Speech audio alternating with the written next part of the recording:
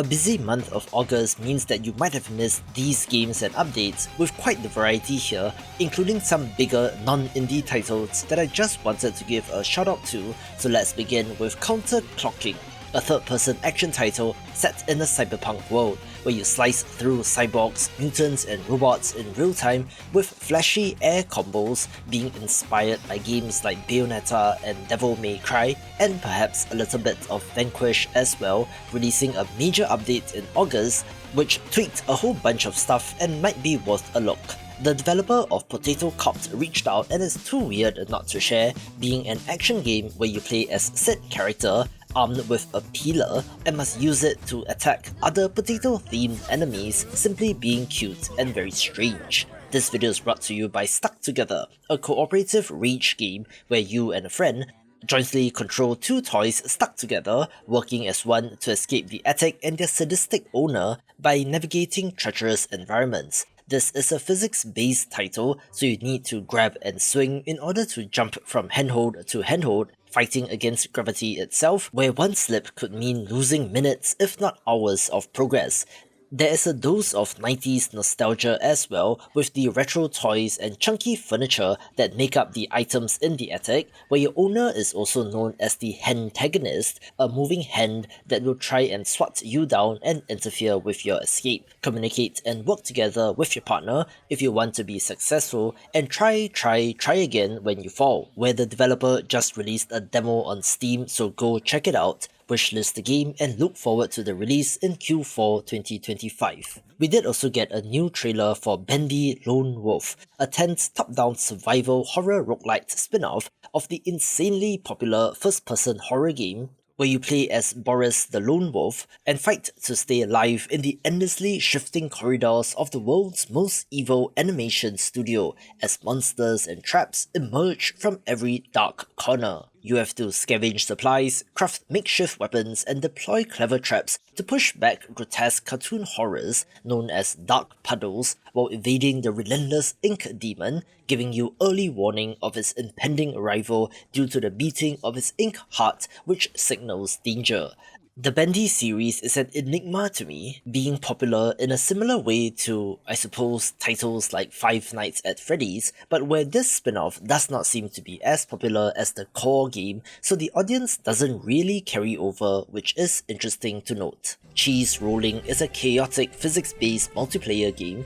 where up to 8 players scramble down a steep, comically gnarly hill in rickety ragdoll form to chase a runaway cheese wheel and to claim victory. You tumble, dodge and scramble across slippery terrain using proximity voice chat to cackle with friends or taunt opponents as the cheese and gravity does most of the work. You can play solo offline to perfect your tumbling skills before diving into multiplayer mayhem, recreating the utter chaos of real-life cheese rolling events, but at least without any of the broken bones or medical bills that come with doing it in person, being weird and so indie games. We also had the early access release of CleanFall, a brutal roguelite survival game that is one part Terraria and one part Nimbata's The Drone Constructor, where technically it controls like a platformer, but you have to build your own mobile death machines, using these to battle hordes of horrors and to explore the planet, uncovering its secrets. Tunnel your way through layers of subterranean ecosystems, harvesting strange flora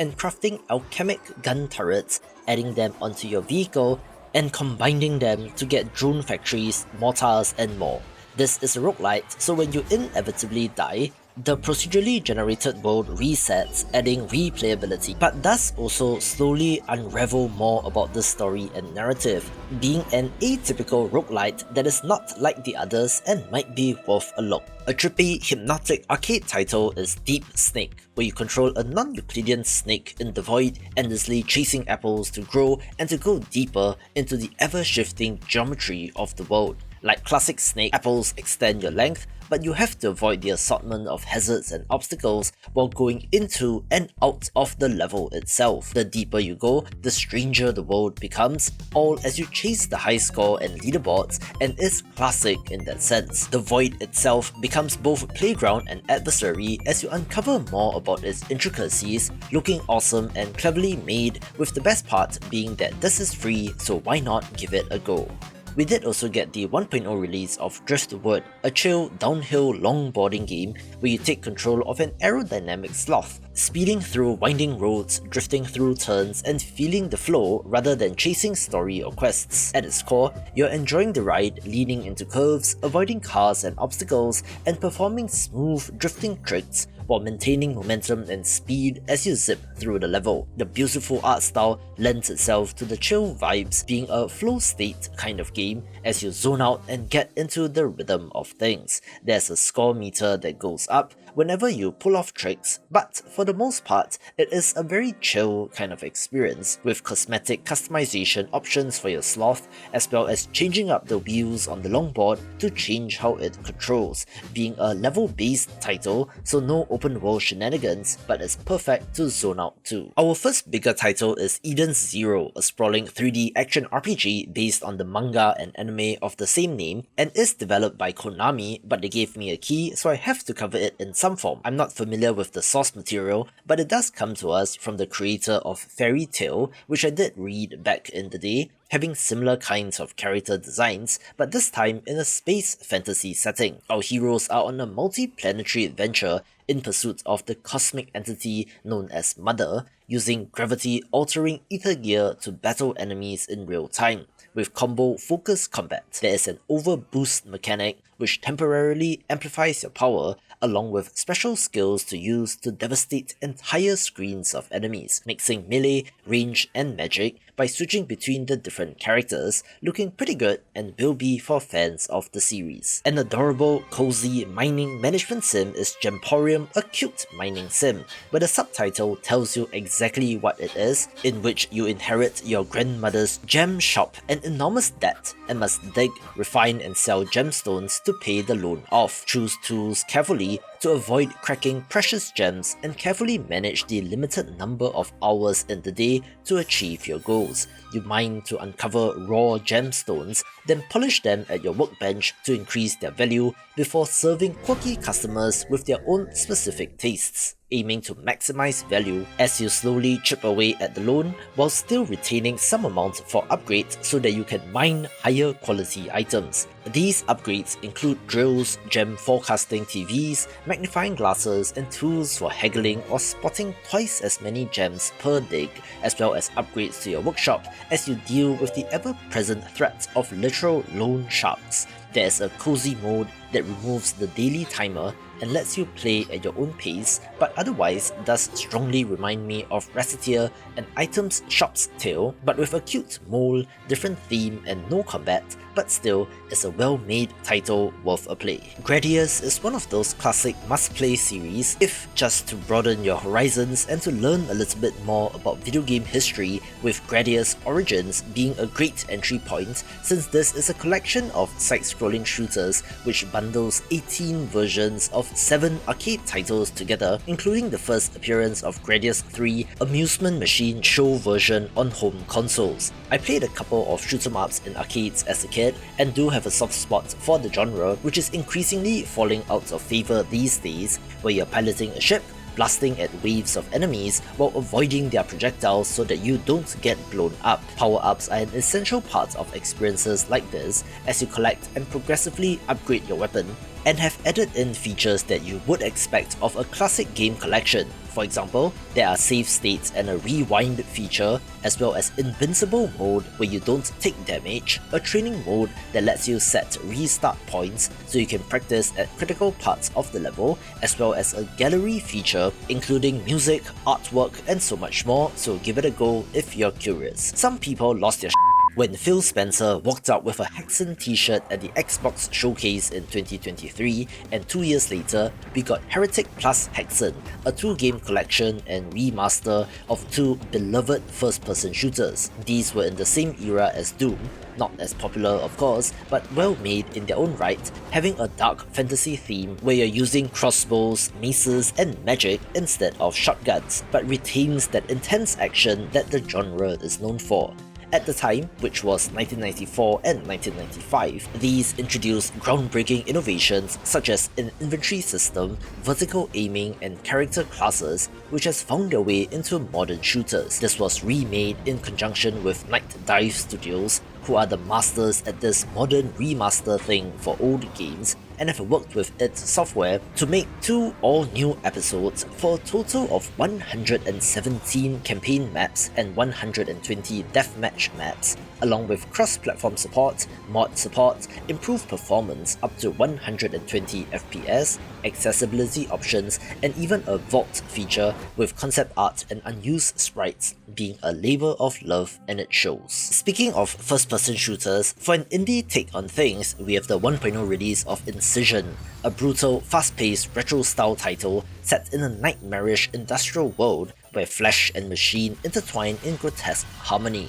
Use your reflexes as you shoot your way through hordes of mutated foes across twisting corridors while being drenched in blood and gore, definitely being in the vein of classics like Doom and Quake, and has the same kind of rip and tear feel. Weapons are wild and creative, such as a saw-spear hybrid that slices through enemies from far away or up close, a revolver with a special twirl for critical hits, or a shotgun that lobs incendiary bombs, having 10 weapons with unique alt-fire modes, so think Painkiller and you get some idea. It is old school in design and structure as well, having no quick saving and relying on a life system where each level is meant to be beaten in one sitting and you have to collect 1-ups scattered around the levels for precious second chances. It also has, I quote, PS1 era crusty cutscenes looking old school cool, which I do appreciate, but you might not if you grew up with modern polished graphics. Still, it's an intense action title that feels great to play,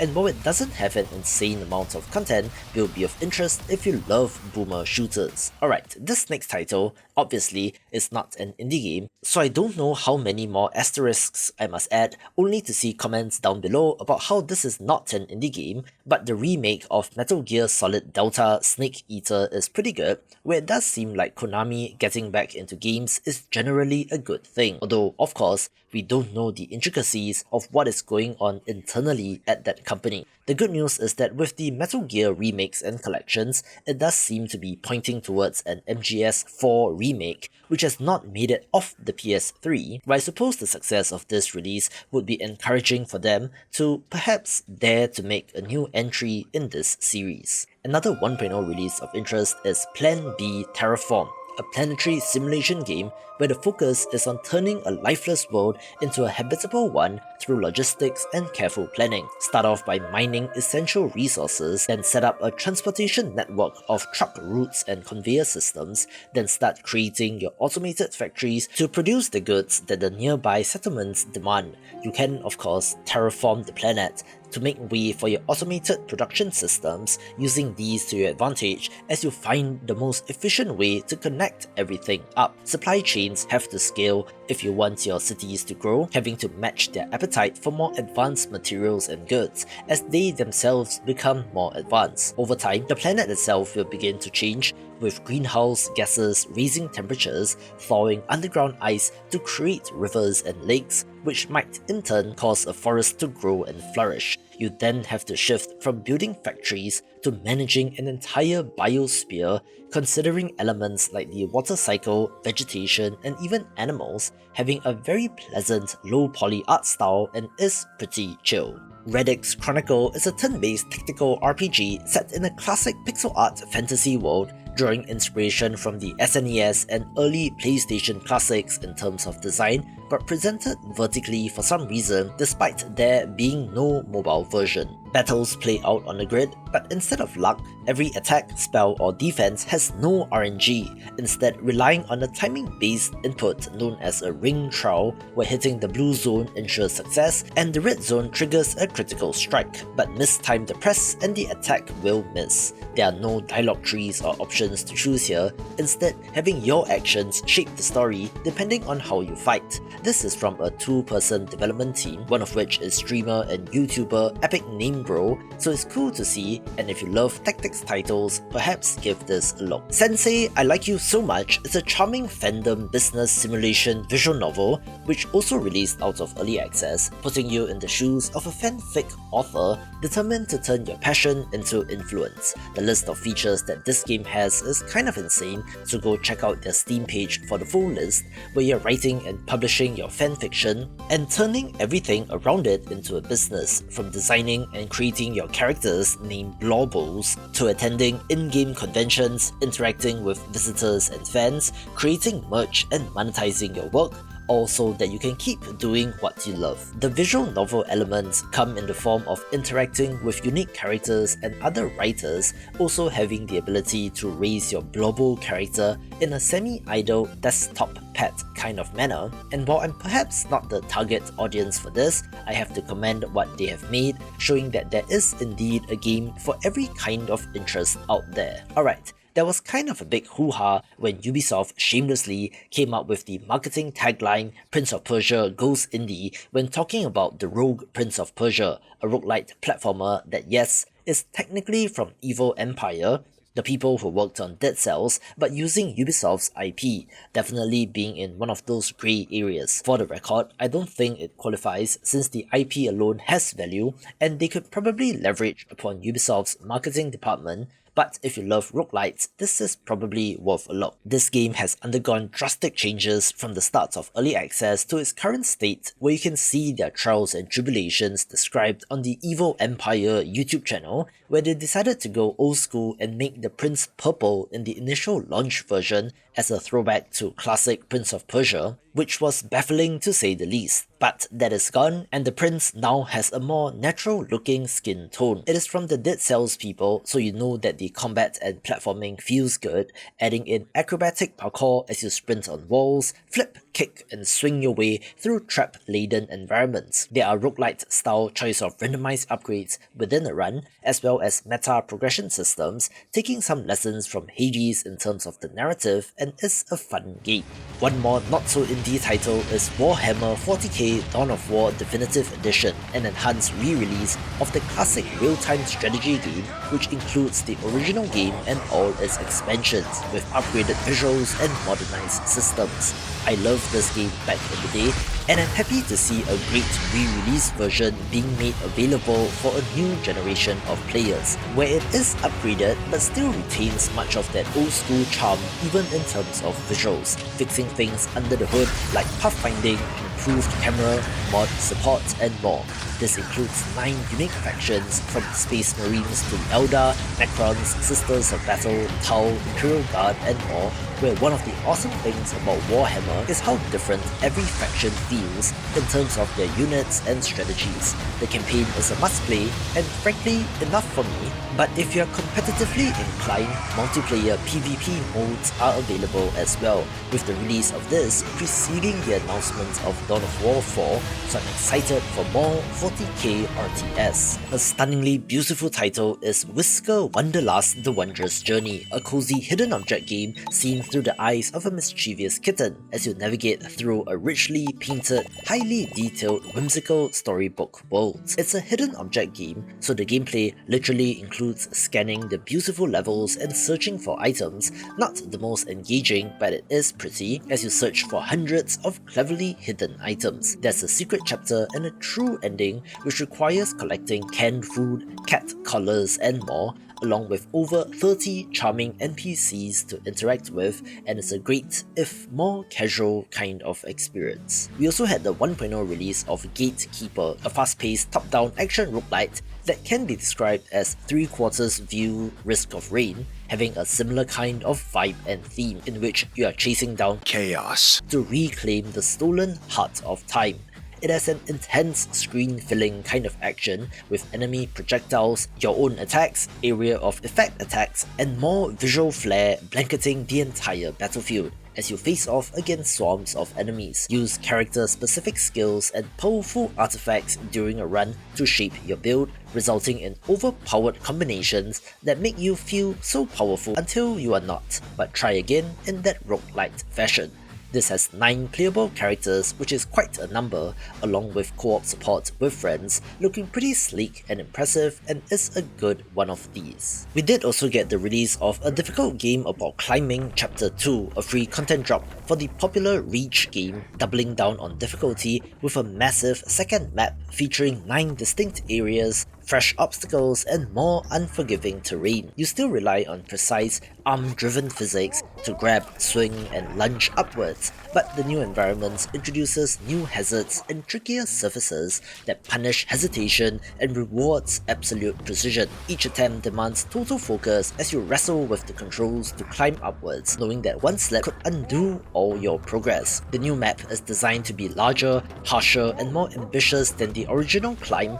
forcing you to master the movement and controls if you want to make meaningful progress. So endure frustration, scale higher than ever, and prove to yourself that you can make it through this brutal test. Like the shoot 'em up, another genre which I have nostalgia for is the JRPG, with Crescent Tower being a good, authentic 8-bit title that I think looks fantastic, where your party explores a mysterious tower said to appear only once every 50 years, where legends says that a wish-granting jewel and an elixir of immortality awaits those brave enough to climb. You are creating your own characters, selecting from 3 races and 9 classes at the Adventurers Guild, then exploring 10 levels of the tower, where torches affect visibility, and you do have to cast mapping to map out the areas explored. Being rather old school since dungeon crawlers of old did have you drawing out maps by hand. Combat is classic turn-based fare as you use abilities and attacks, being able to unlock new skills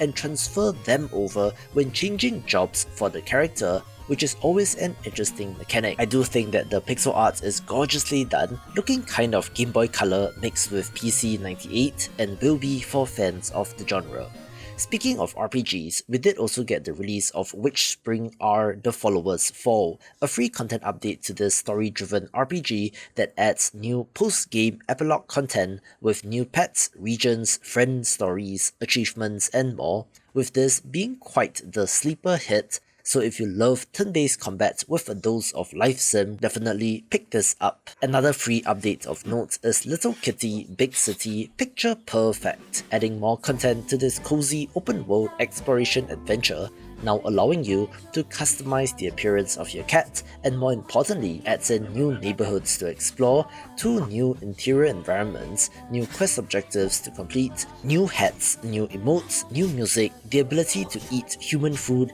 and a vastly improved and expanded upon photo mode, with the changes seamlessly integrated into the core game that just gives you more to explore. So if you love cats and have not gotten this, what are you waiting for? The reverse city builder puzzle game Terra Nil has an interesting premise where your goal is to construct buildings and structures to restore life to arid wastelands, eventually turning it lush and green, and most interestingly, then have to destroy all of your own creations and to make it seem as if you were never there, releasing the Heat Wave free update that added even more stuff. This is, of course, about an arid, heat-scarred region in need of ecological restoration, adding 3 new scenarios set in very dry areas, inspired by real-world locations. These are a desert, canyon, and floodplain, adding new hazards like alien vegetation, not literally but invasive species, one with a radioactive hazard, and one greatly damaged by industry and human activities.